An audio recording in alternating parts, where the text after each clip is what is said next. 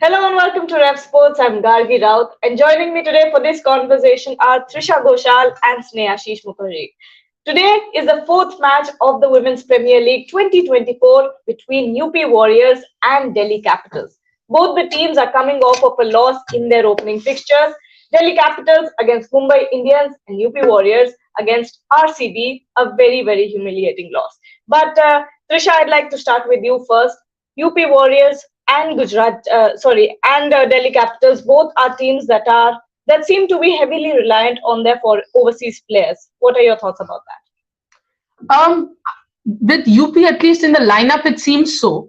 But if we just go back to the first match, then I think Poonam Khemnar, even Shweta Sherawat, both of them showed a bit of a bit of character under pressure. But yes, I think at the end of the day, if Healy is not consistent enough right at the top, then the whole batting somehow starts to depend on McGrath and that? Harris. Yes. And last match was a one-off for McGrath because she has been superb. But the moment that happens, it's all about Grace Harris. Yes. And unfortunately, this is not a WBBL wicket. When I say this, Australian wickets are easier to bat. And nothing taken away from Grace Harris, but Grace Harris is a power hitter. Here, Chinnaswamy, the boundaries are shorter. But if the ball comes on slow, Yes. it's very difficult for someone like Grace Harris. We saw nutmeg, I'm saying, Nat Siver, a nutmeg happened Yeah. because the ball was so slow and it was her signature Yeah. shot. She must have, in her mind, played the shot thrice before the ball reached, and when the ball eventually reached, it reached the stump. So I think yes and no both. Top of the order, it's completely dependent on overseas players. Towards the lower end, I think now this year they have good Indians. Well, we have a toss update. Delhi Capitals has won the toss and chosen to bowl first. Snehashish, a statsman, as we like to call him. What do you think about this Chinnaswamy wicket? But in the last 2-3 matches, we've seen contrasting wickets Yes. being prepared in the matches. So, how do you think this is going to play out? Yeah, I think, but yesterday we saw that Mumbai chased it easily when they chased the target. But Did they chase it easily? the numbers say easy, but Yeah. whoever watch the match, I think they know there's a bit of mystery, Slowness. yeah, slowness in the pitch. But in Chinnaswamy, I think if you see over the years, it's always like the chasing. The team always prefer chasing because any total the size of the boundary, it's easy for the batter to we have the target Dew now also. we can attack. Dew also, I think. Due, yeah, Yeah. due factor. Obviously, due factor is another concern for the team. So I think DC winning the toss and opting to field, I think that's a good decision. And DC last year UP have never defeated DC, lost in both matches. So I think DC is going to win this also. Are we seeing a replica of the last year's? Similar matches happening, but continuing on the point that you were making earlier, Poonam Khemnar. Khemnar, Shweta Shehrawat, and the rest of the young batting lineup, Vrinda Dinesh as well. But didn't you think they looked a bit nervy? Of course, it's their first matches, and Vrinda Dinesh, especially going for that big amount, of course, she's going to have a lot of pressure on her shoulders. But, similar question as to if they're so reliant on their overseas players and, they have these young players who are taking on a lot of pressure on themselves, how does the batting work out? See, I think I will just take a leaf out of the IPL books. The franchisees in IPL also initially was extremely for overseas player dependent. Like for example, even for Kolkata, RCB, all of them were overseas dependent. But eventually, people realized that you just have 4 or 5 overseas players. That 5 if you have an associate nation player, which only Gujarat has this year. So ideally, it's just 4 slots. You cannot fit in everyone. So eventually, you have to realize that it is your Indian core, and that is where I think UP went a little wrong. Because if you see the 4 or 5 names that I took, Vrinda Dinesh, opener for domestic cricket. Here she's opening, yes, but of course this is her first IPL with that much amount of, the amount is a burden. Come on, let's face it. The numbers is Because huge. also now it's the social media era, right? Yeah. So she knows the moment she opens a Twitter, the moment she opens an Insta, 100 messages. Hey, isko kyun kharida 1.5 crore ke liye? Kiya kya tumne 1.5 crore ka? That pressure will be there. But also, I think, as I said, UP has got a few things wrong. Like, for example, um, they have a lot of openers, all Indian domestic top orders, Yes. who are playing in different. Kiran Navgir, opener, she's coming at 3, 4, 5. Uh, even Shweta Sherawat is an Top opener. order batter. So now, if you want to fit A in the place of D, you have to give that chances like 5 matches, 10 matches, which means it's almost one WPL that you have to give them to settle in. So with MI, I think, and also with DC, their auctions went very well. That Yes. is where, they captured, for example, a Nat Silver like a player. She does the work of 3 players together. So Batting, fielding, bowling. exactly. And she's superb in all three, All three. So that is where I think it's a little this thing for UP. And also somewhere I feel UP probably initially went for Deepthi, thinking Deepthi will bat top order and bowl. But recently Deepthi is batting the lesser we speak about. We'll talk about that. Not lesser, we'll talk about it more. But Snehashi, like Trisha said, do you feel there's a lack of a solid middle order batter, especially an Indian middle order batter in the UP Warriors team? Maybe a wicket keeping batter, maybe? Maybe because last day we also saw that the foreign players are the main key for UP, because if they perform, we know how easy for them to chase down a big total would be. But I think the last day, I think Shweta Sherawat had a good partnership with Grace Hedgesford, and I think if that partnership would have gone like more 20 or 30 runs more, I think they would have won the match also. So what Tushari said, that you have to give some time to some player, because these players are not so used to playing in like number 4, number 5, Yeah. number 6, because they generally plays like in other teams like in the top order. So if you have shown faith on them, just give them Exactly. 4, 5, at least 6 matches, because they deserve. So you cannot expect everyone to come and just perform like that. It's not that kind of easy. Then everyone would have performed every day.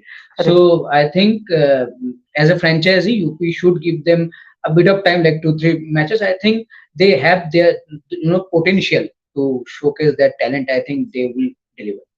Going off the grid a little bit, but this is an important question to ask. When you come to franchise cricket compared to domestic or international, where you have set roles of what you want to do, and then suddenly you transition to to franchise cricket, where the franchise only cares about the results, not necessarily how you are adjusting to what position.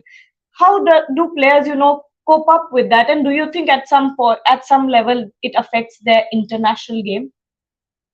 Interesting question. Very interesting question. I think more than affecting their international game, their confidence can be affected. Because, say, for example, okay, I'm taking the example of, say, a Veda Krishnamurthy. She was sent in to open the batting yesterday, which shocked. yes, most people were shocked. But I think I understand where the whole concept came from. Fantastic batter. Yes. But the point here is, do you pursue with her? And when I say this, it's very important, because if you don't give her 4 or 5 innings, you are being unfair to her. Now, what happens when you are being unfair to her? Veda probably is sitting and questioning herself that, am I that bad? That 1-0 and I'm out of the side, or I am, dropped below, or whatever it is. Unless it's Veda who goes and says that, I don't think, yeah, exactly. That must have not happened. Veda must have been told. It's not like suddenly, it's not terrace cricket that they must have said, hey, tu ja bat kar le. It must be discussed in the team meeting. And that is where I think mentors become more important. Yes. Like, you go and talk to the players that you are not bad. You have to understand, even when it comes to playing 11.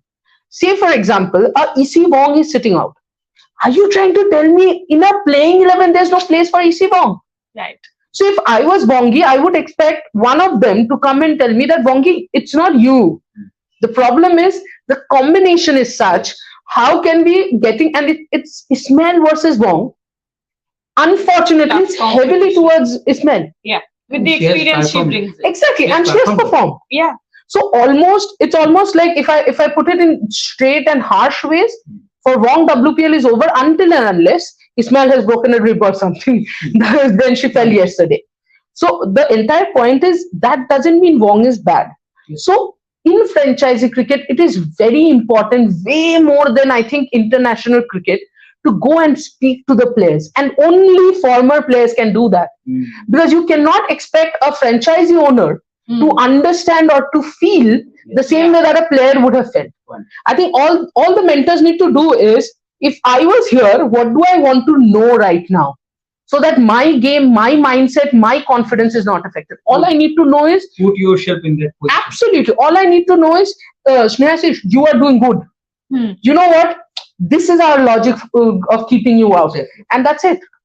Give them assurance. Absolutely. Yeah. Absolutely. And Sneha Ashish, Alice Capsey has been doing very, Oh, very well. She brilliant. looked incredibly dangerous with the bat and the ball as well in the last match against Mumbai Indians. You know, how important is it for UP Warriors to set up against her today? No, absolutely. Before this, we are also talking about Alice Capsey. She was brilliant in the first game, especially with the bat, and then with the ball surprisingly. Last over. And last over she was given, and she took the wicket of Harmanpreet Kaur. I thought the match Alice Capsey did it for Delhi, but we saw something incredible in the last ball. Yeah. Okay, and it was so heartbreaking to see Alice Capsey. She was fully devastated after that six. So it's understandable. It will happen to anyone if you can defend. You just got hit for a six when you were defending 5 runs from the last ball.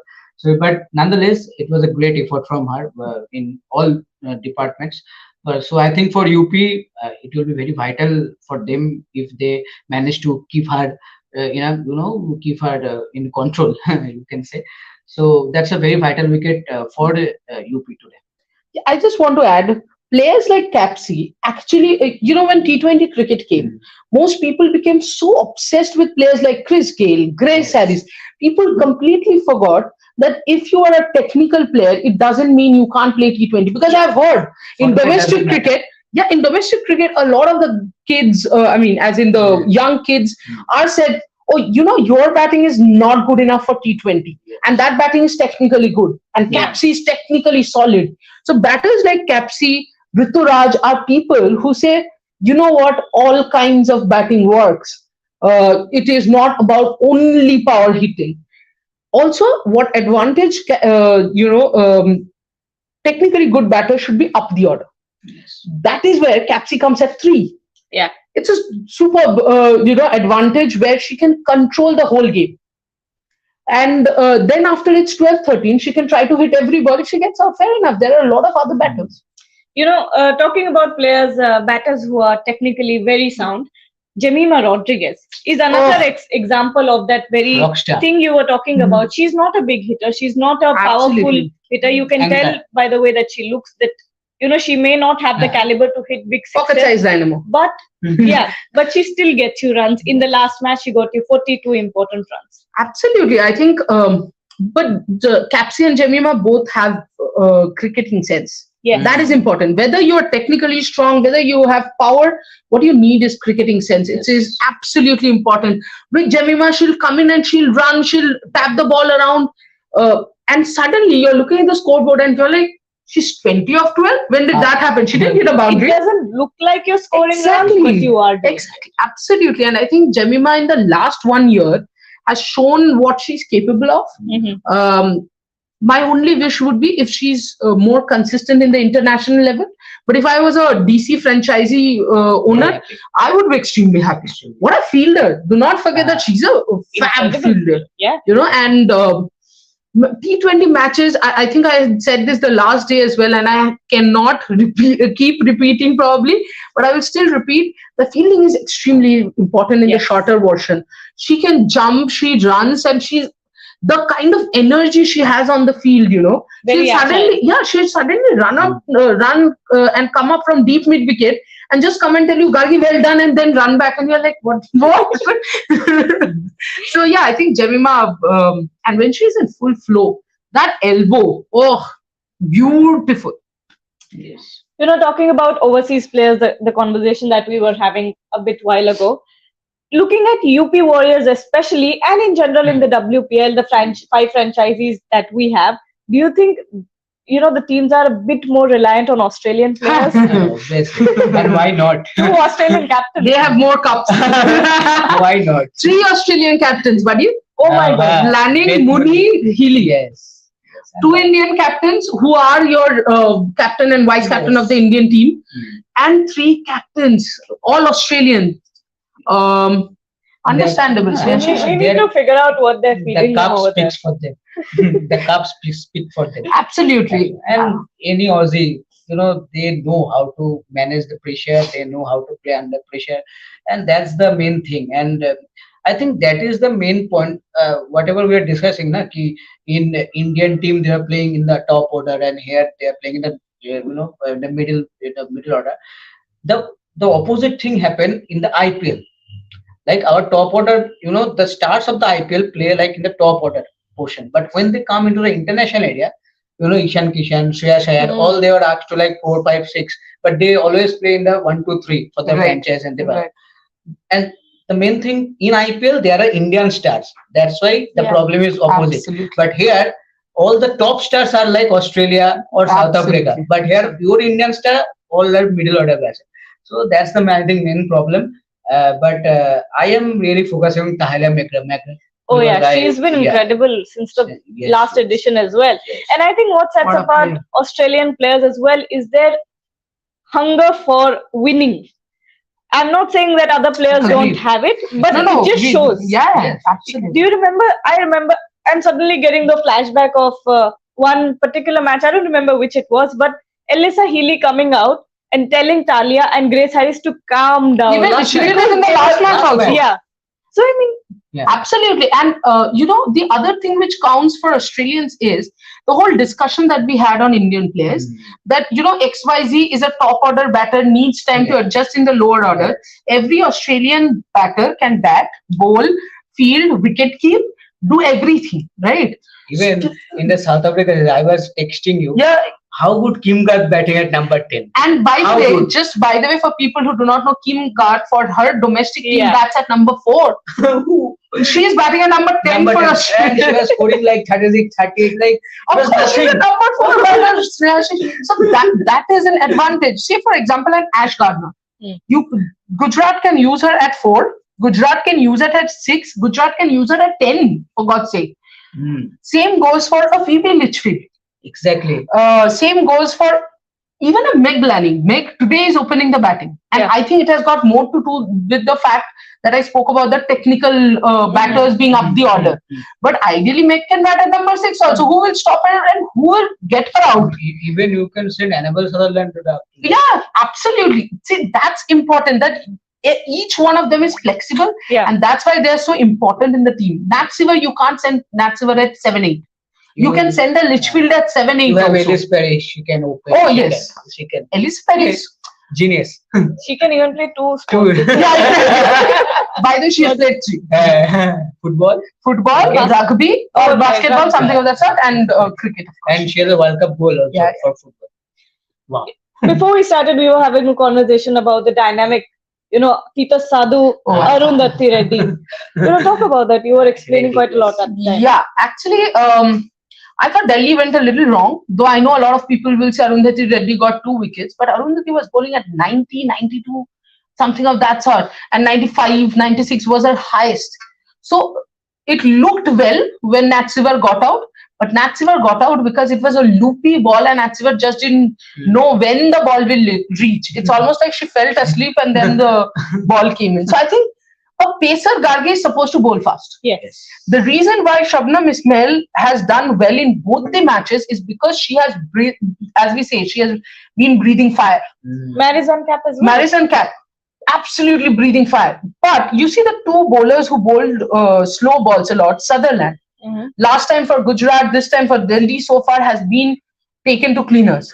Same goes for Arundhati Reddy. And if you are telling me that you are keeping Tita Sadhu out for Arundhati Reddy, and say for example Arundhati bats better than Tita's probably, but are you telling me in the DC lineup you need that batting? How many times will all of them fail? You're telling me the Capsy will fail, Lanning will fail, Cap will fail, Sutherland will fail, everyone will fail. Then DC should lose. If everyone fails. But it's very clear, Titash bowls fast. Yeah. And Titash has got wickets in Indian pitches as well. You get her in.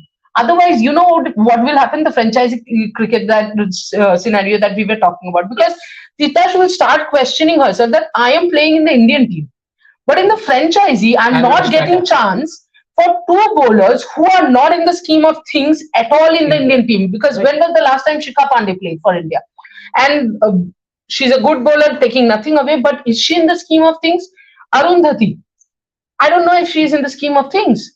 And Arundhati's direct competitor would be someone like Pooja Vastrakar, but Pooja bowls way faster. Yeah. So you cannot be not playing Titash. Maybe you use Titash in place of Shikha, but I would still say because Shikha has swing. And Shikha can also swing the bats. But Arundhati Reddy, I think she's bowling too slow for a pacer. And final question to you, Snehashish. We have to talk about Deepti Sharma at number 7 position. We've seen her fail at that position several times now in the Indian team, in franchise cricket as well now. When will that change? But she thinks she's a batting all-rounder. But why does Alyssa Healy think so? See, last day, I think there was nobody else left other than Deepti to come out. Yes. No. Because she did what Alyssa Healy did, and I actually think I'm not a great fan of Alyssa Healy, the captain, but Alyssa Healy actually put her at number 7 or 8. 7. Yeah, number 7. Below that, there were no batters. So she had to take that risk. But from the look of things, if UP is batting today, and if this happens, I think she'll send Eccleston before Deepti. But then there's a difference between, batting slow, but then being the sole reason for a team losing, your team losing. She's used to it. Oh my goodness. Bold claims being made. But I think we'll wrap up our conversation there because...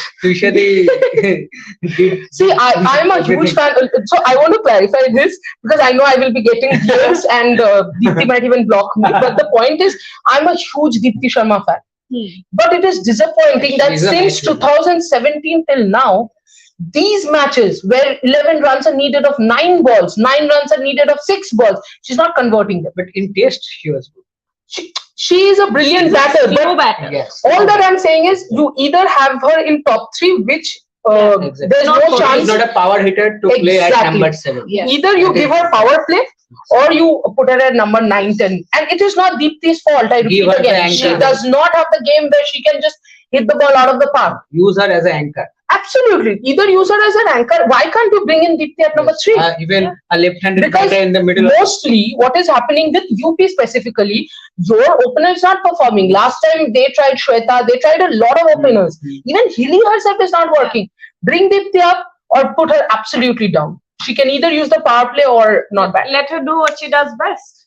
Yes, she can play on the merits of being a bowler. She's a fantastic bowler and she bowls a tough overs. When you have an inexperienced middle order, absolutely, she can be a good option. Absolutely. Well, let's see what happens and whether or not Deepti Sharma's batting position is changed today. She'll say whether or not Deepti blocks the we'll also see whether that we'll happens. Get that update. Yeah, but we'll be back. We'll be back at the end of the match, and let's see who wins tonight. Your predictions quickly.